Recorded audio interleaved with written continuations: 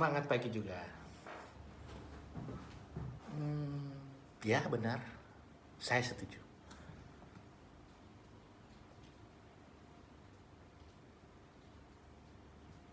Oke, ini menarik. Ada seorang dokter terkenal dari Jepang yang bernama Masaru Emoto.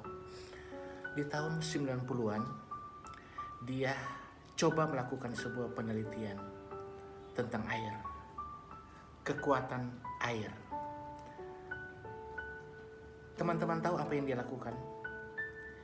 Dia mengambil beberapa botol air, beberapa botol yang diisi dengan air, kemudian di dalam botol itu dilabelin dengan berbagai pesan. Ada botol yang dilabelin dengan pesan positif, misalnya pesan cinta, pesan terima kasih. Ada juga beberapa botol yang dilabeli dengan pesan-pesan negatif, misalnya aku benci kamu, aku ingin membunuhmu, dan beberapa kata-kata negatif yang lainnya. Kemudian tetesan air dari botol-botol itu ditempatkan di sebuah mikroskop yang besar dan dibekukan.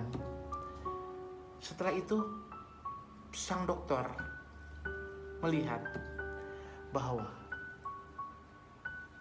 tetesan air yang dilabeli dengan kata-kata positif, dia membentuk kristal seperti kepingan salju yang begitu indah dan sangat estetis. Sementara botol-botol yang dilabelin dengan kata-kata negatif, setelah dilihat dalam mikroskop ini, kristal yang terbentuk tidak indah, kacau, dan rusak.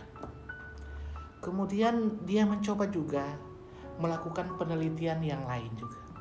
Dia memberikan eksperimen selanjutnya, yaitu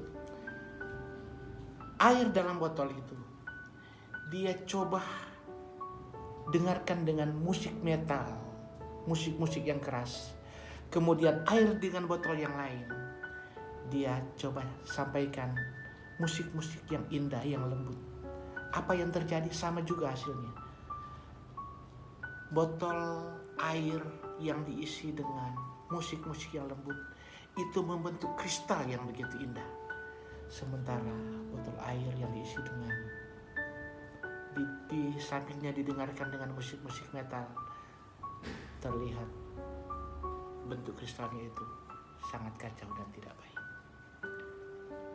Teman-teman, dia juga mencoba melakukan eksperimen yang selanjutnya, yaitu botol air yang dibacakan doa dengan botol air yang tidak dibacakan doa.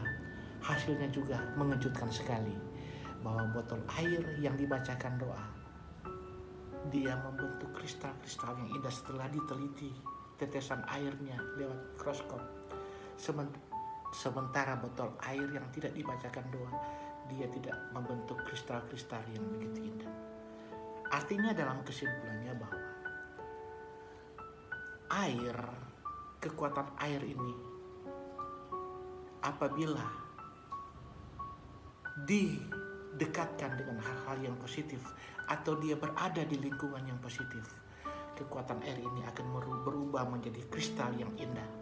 Sementara apabila air ini kita dekatkan kepada hal-hal yang negatif, suara yang negatif dan lain sebagainya yang berbau negatif, itu tidak akan membentuk kristal yang indah. Mungkin kita akan bertanya, apa hubungannya dengan kepribadian kita? Kan itu air berbeda dengan kita.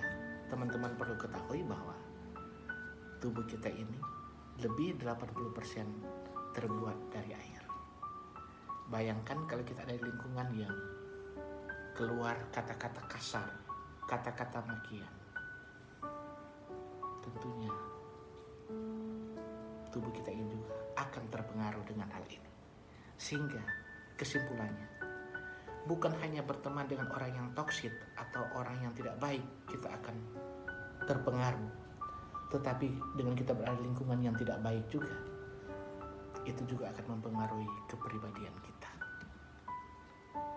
Tapi mungkin teman-teman akan berkata bahwa ya saya tidak punya pilihan karena saya memang hidup di lingkungan yang seperti ini. Tidak mungkin saya akan berpindah di tempat yang lain.